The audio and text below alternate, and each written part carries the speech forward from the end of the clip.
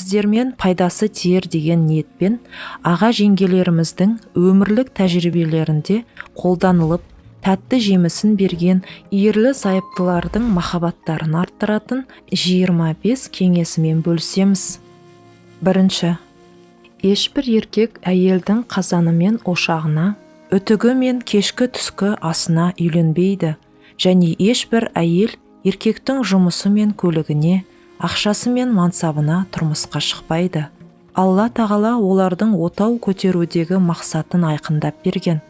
Әрі сендердің тыныштық, тыным тауып орнығуларың үшін өздеріңнен жұбайлар жаратуы және араларыңда сүйіспеншілік пен мейірім жанашырлық пайда етуі де оның белгілерінен деген.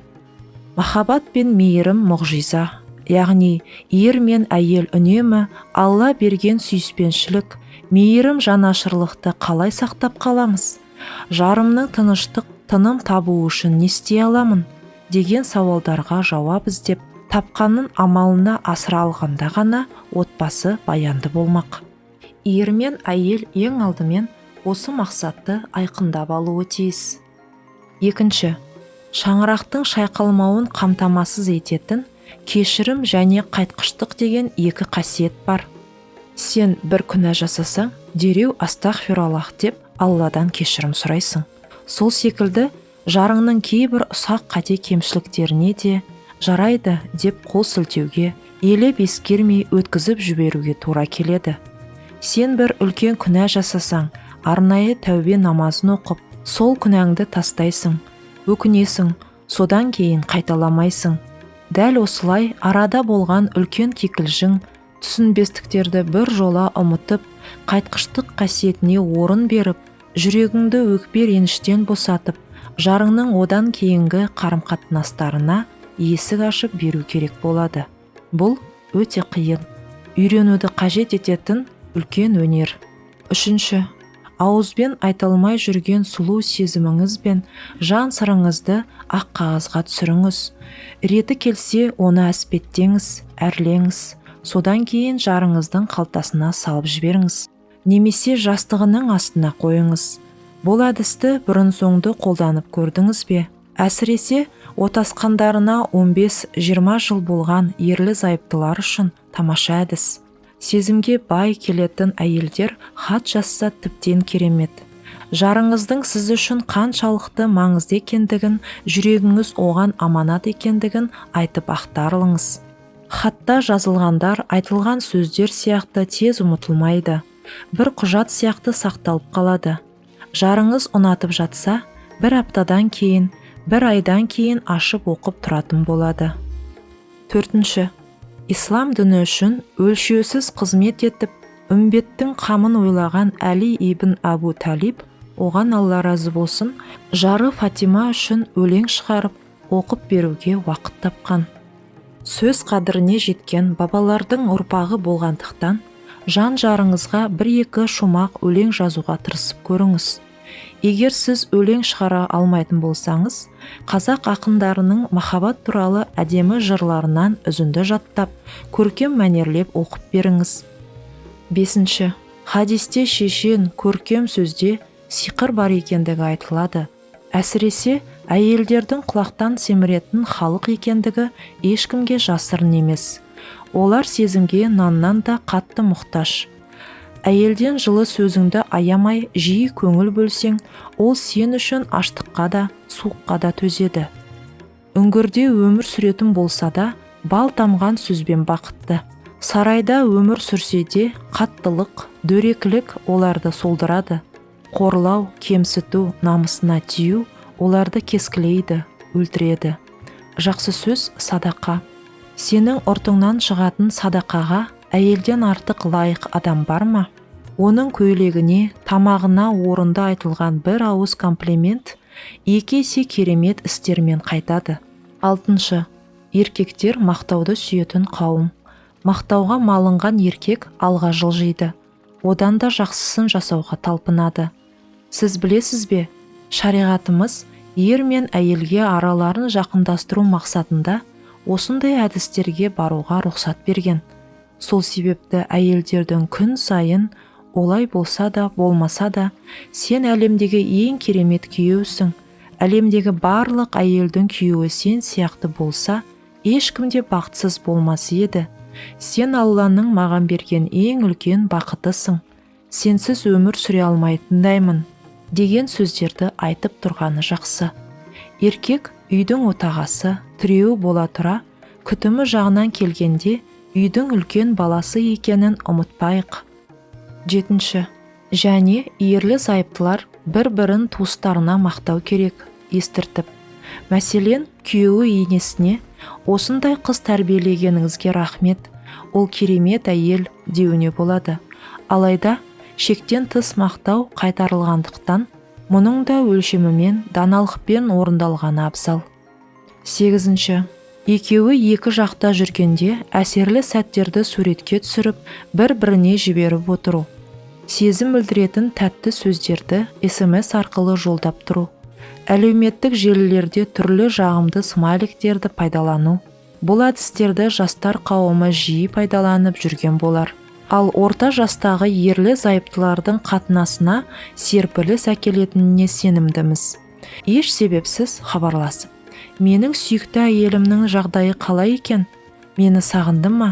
Деп алдап қойсаңыз, сол күні әйеліңіз сізді бақытты қалпында күтіп алатындығына сеніңіз. 9. Сезіммен сиқырлаудың тағы бір ұтымды әдісі бар. Ілгері буынның ізгі ғалымдары, егер қайсы бір әйел күйеуі үшін күнде әтірленетін болса, ерінің көзінше әсем киініп, үнемі оның сүйікті тамағын дайындап, ол жоқ кезде дүние мүлкіне сақ болатын болса, ол әйел күйеуін сиқырлап алады деген. Бұл рұқсат етілген әрі ең өтімді әдіс. Өзіміз ғой, сыртқа шыққанда киінемін, үйде боянуға уақыт жоқ деу үлкен ағаттық. Сізді сұлу кейпіңізде көруге лайықты жалғыз жан жарыңыз. 10. Ер адамдарға бағынушы, ерке, ашық ажарлы, күлімдеген, тәтті, жылы сөзді әйелдер ұнайды. Мұнымен әйел оның жүрегін тұтқынға алады. Күн сайын күйеуінің алдынан жайнап шығу ешбір әйелге оңай емес. Әсіресе отбасылық өмірдің 20 жылын артқа тастаған әпке жеңгелеріміз үшін үлкен еңбек қажет. Бірақ, егер сізге жалақысы жоғары жұмыс береміз, алайда сен пәлен түген деген істі меңгеру керексің десе, білегіңізді сыбанып бабына келгенше үйреніп алушы едіңіз ғой. Ал сізге Алла мен оның елшісі, оған Алланың игілігі мен сәлемі болсын, күйеуіңді разы етсең, мәңгілікке жәннаттық боласың деп уәде беріп қойды. Жәннат арзан тауар емес. Замандастарымыздың арасында есіктен күйеуін аяқ киімін шешіп қарсы алатын, оған айтатын әрбір сөзін сағаттар бойлы ойланып, көрсететін қылықтарын күн бойы айнаға қарап дайындалатын қаншама әйел бар екенін біле жүріңіз. Сізді Алла панасына алсын деп дұғамен шығарып салып, балалармен бірге қарсы алып, құрмет көрсету кез келген еркекті қуантады. 11. Әйел құл емес. Дүниедегі өткінші нәрселердің ең қайырлысы салиқалы әйел. Және сендердің араларыңдағы ең жақсыларың әйелдеріңе жақсы болғандарың деген хадистер оның еркек өміріндегі қадірін толық түсіндіріп бере алады. Адамдардың абзалы болған Мұхаммед пайғамбар, оған Алланың игілігі мен сәлемі болсын, 9 әйелі бола тұра, киімін, аяқ киімін өзі тігетін, үй тазалайтын, қоқыс төгетін, қойын сауатын. Сізде айына 1 рет болсын, үнемі ас үйде жүретін әйеліңізге құрмет ретінде дәмді әрі ерекше тамақ әзірлеуге талпынып көріңіз. Әйеліңіз үшін торт жасауды үйренсеңіз, мұның өзі құлшылық.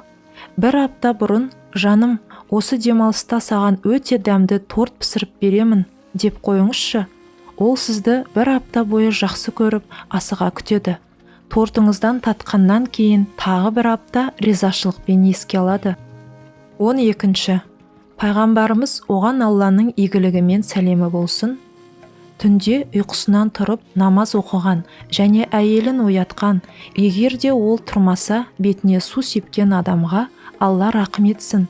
Түнде ұйқысынан тұрып намаз оқыған және күйеуін оятқан, егерде ол тұрмаса бетіне су сепкен адамға Алла рақым етсін деген. Келесі бір хадисте, егер адам түнде өзінің әйелін оятып, сосын бірге намаз оқыса, олар Алланы еске алушы еркектермен әйелдердің қатарында жазылады делінеді. Құлшылыққа да романтика араластырған асыл дініміз неткен сұлу. Су шашқаның үшінде сауапқа ие болу неткен керемет. 13. Әйеліне жомарт болған еркек Алла алдында абыройлы, әрі ол еркек бергеннен де көп ризыққа кенеледі. Әйелдің сараң күйеуге тап болуы ең үлкен сынақтардың бірі.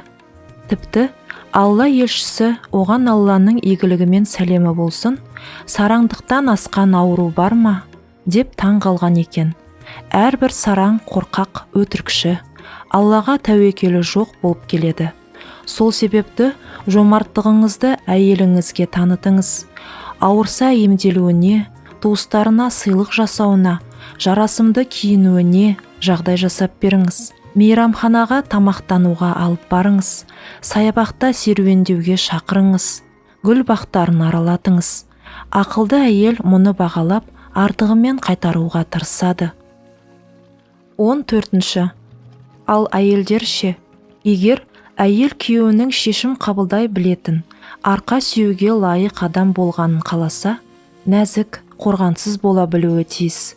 Егер әйел күйеуінің жомарт болғанын қаласа, мұқтаж, алғыс айтқыш келуі керек. Мәселен, ол сізге сыйлық жасады, немесе тағы басқа жолмен жомарттық танытты делік. Сіз оған алғысыңызды естен кетпес етіп қайтарыңыз. Эмоцияңызды пайдаланыңыз. Әсеріңізге бұл әлемдегі ең керемет сыйлық. Қанша уақыттан бері осыны армандап жүредім деген сөздермен дәмдеуіш қосыңыз, және тағы басқа. 15. Жоғарыда айтқанымыздай, мейлі ол ақиқатқа жанаспаса да, ерлі зайыптылардың бір-бірінсіз өмір сүре алмайтындықтарын жеткізуге дағдыланғаны жақсы. Бұл Алла елшісі оған Алланың игілігімен сәлемі болсын үйреткен әдіс. Ол кісі шашын Айша анамыздың оған Алла разы болсын жуып бергеніне әбден үйреніп қалған екен. Бірде мешітте шашын жуу керек болып, анамызды қасына шақырады. Айша анамыз оған Алла разы болсын хайыз жағдайында екендігін айтады. Сонда ол кісі басын мешіт қабырғасынан шығарып, әйелінің жуынуына жағдай жасайды. Пайғамбарымыздың оған Алланың игілігімен сәлемі болсын, үйі мешітпен қабырғалас еді. Ол мұны неге жасады? Әйтпесе, өзінің қолынан келетін істер емес педі. Дана пайғамбар оған Алланың игілігімен сәлемі болсын, сүйікті әйелінсіз ештеңе істей алмайтындығын көрсеткісі келді. Сізде оған ол жоқ кезде үйдің қараңғы, судың дәмсіз, өмірдің көңілсіз екендігін айтып тұрыңыз. 16. Абай атамыз бір өлеңінде әйелдерді гүлге теңеуші еді ғой. Сөйтсек, жаны аяулы әйелдердің өзі гүлді жақсы көреді екен. Әрине, бірнеше раушан гүлінен жасалған бір құшақ гүл кім-кімді де қуантады. Бірақ ықыласпен, жүрекпен берілген бір шоқ гүлмен де оның жүрегін жаулауға болады. Тіпті жерден өскен ұсақ гүлдерді алып, алқа, жүзік, білезік немесе тәж жасап, менің ханшайымыма деп ұсыныңызшы, одан бақытты әйел болмайды. 17. Пайғамбарымыздың оған Алланың игілігі мен сәлемі болсын, Айша анамызды оған Алла разы болсын, сағаттар бойы арқалап тұрғандығы айтылатын хадис бар. Және мұның Айша анамызға қатты ұнағандығы, жерге түсірмеуін қалағандығы да жеткізілген. Сізде әйеліңізді арқалап көтеріп тұруды, көтеріп алып айналдыруды әдетіңізге айналдырып көріңіз. 18. Ерлі зайыптылар бір-бірінің арасында ойындар ұйымдастырып тұрғаны жөн. Ойынның көптеген әдісін ойлап табуға болады. Мәселен, Айша анамыз бен пайғамбарымыздың оған Алланың игілігімен сәлемі болсын, жүгіруден жарысқандығы, бірі мүжіген сүйекті дәл сол жерден екіншісінің мүжігендігі бар. Сол сияқты ер мен әйел сұрақ-жауап ойынын ұйымдастырып, жеңімпазға қомақты сыйлық тағайындауларына болады. Ислам діні баз біреулер айтатындай тыйымдар мен қағидалардан тұрмайды. Адам өмірін барынша жеңілдетуді мақсат тұтатын асыл дініміз мұсылмандардың жүрегіне қуаныш сыйлауды, сергуді, спортпен айналысуды құлшылыққа балайды. Табараниден жеткен хадисте адамды құлшылықтан тосатын кез келген әрекет уақытты бос жұмсау саналады. Тек 4 әрекет бұған кірмейді: нысанаға ату, атқа міну, отбасылық ойындар және жүзуді үйрену. Яғни, сіз аталған әрекеттерді жасау арқылы денсаулығыңызды күтіп, көңіл көтеріп, сауапқа да кенеле алады екенсіз. 19. Айтпақшы, спорт демекші, әйелдеріміз дене сымбатын сақтау мақсатында түрлі жаттығулар жасаса, мұның өзі құлшылық. Өйткені таңғы және кешкі жаттығуларын үзбей, жарының алдында әдемі болу үшін нәпсісі қалаған тағамдардан бас тартып жүрген әпке жеңгелеріміздің іс-әрекетіне жиі куә болып жүрміз. Және олар бұл әрекеттерін еркектердің жоғары бағалайтынын айтады. 20. Ерлі зайыптылар бала санын шектемегені дұрыс. Керісінше, баланың тәтті қылықтары, хош иісі олардың арасындағы қарым-қатынасқа қант қосады. Әрі дүниеге сәби әкелген әйелдің сымбаты да әдемі бола түседі. 21. Мұнан басқа ыстық ванна дайындау, бөлме сәндеп естен кетпес кештер ұйымдастыру, өз қолыңызбен тамақтандыру, массаж жасау, аяғын жуу, тырнағын алып беру секілді әрекеттердің өзі арадағы сезімнің лаулауына себеп болмақ. 22. Сыйлық берудің арадағы сүйіспеншілікті арттыратындығы хадисте айтылады. Егер сіз әйеліңізге бұрын да сыйлық беріп жүрген болсаңыз, сыйлық берудің жаңа әдістерін ойлап табыңыз. Бәлкім, есікті қағып сыйлық қойып, өзіңіз тығылып қаласыз. Немесе ұсақ сыйлық алып, оны үлкен қорапқа салып бересіз. Бұдан басқа да сыйлықты әдемі етіп ұсынудың әдістерін ойлап тапсаңыз болады. 23. Негізінде отбасындағы кикілжіңдер, ұрыстар, қайғы-мұңдар, күнәлардың себебінен де орын алады. Бір ғалым, егер мен күнә жасап қойсам, оның зардабын әйелімнен немесе көлігімнен көремін деген екен. Ал Хазіреті Әли, оған Алла разы болсын, бұл жайында, егер бір пенденің басына қасірет орнаса, ол нәрсе күнәдан. Егер пендеден бір қасірет кетсе, ол нәрсе тәубенің себебінен, деп айтқан. Құдіреті күшті Алла қасиетті Құранда бастарыңа келген бір ауыршылық қолекі істегендеріңнің салдарынан болады, және де Алла көбін кешіп жібереді дейді. Сол себепті ерлі зайыптылар истихфар мен тәубені көп жасаған абзал. Аллаға бет бұрған, тіршілігін құлшылықпен безендірген ер мен әйелге Құранда мынадай сүйінші бар. Ер немесе әйелден кім иманды, мүмін болған күйінде ізгі амал істесе, онда оны жақсы өмірмен жандандырамыз, игілікті өмір сүргіземіз. Әрі олардың сыйын істеген амалдарынан артық етіп қайтарамыз. 24. Дұға ер мен әйелдің ең үлкен қаруы. Жақсы әйелге немесе еркекке ең бірінші жәрдем Алладан. Күйеуінің көңілін аулағысы келген әйел, әйелінің жүрегін жаулағысы келген еркек Алламен қарым-қатынасын түзеп алақанын жайсын. Жүрекке Алланың ғана әмірі жүреді. Қос жүрекке махаббат пен мейірімді салатын бір Алла. 25. Сондай-ақ ешбір еркек өзінің сымбаты, мінезі, байлығы мен отбасын ұстап тұра алмайды. Ешбір әйел күйеуі үшін ғана жасаған амалдарымен, сұлулығымен, мінезімен, дәмді тағамдарымен жәннатқа жете алмайды. Олардың өміріне ықылас деген ұлы амал басшылық жасамайынша жеңіске жеттім деу бекерлік. Яғни, ерлі зайыптылар барлық амалдарын Алла разылығы үшін жасауы тиіс. Алла сұлулықты жақсы көреді. Бір-біріміз үшін сұлуланайық. Алла тазалықты, жаратылыстарының мейірімді болғанын жақсы көреді. Біз де соған талпынайық деп сәт сайын ниетті түземек керек. Мұсылман алдымен Алланы жақсы көреді, ал жарын Алла разылығы үшін жақсы көреді. Амалдарын, ұмтылысын Алла разылығы үшін жасаған адамда ұтылыс жоқ. Қазақ тілді арнамыздың дамуын қолдасаңыз, лайк басып, ойыңызбен бөлісіп, тіркеліп қойыңыз. Бізбен бірге болыңыз.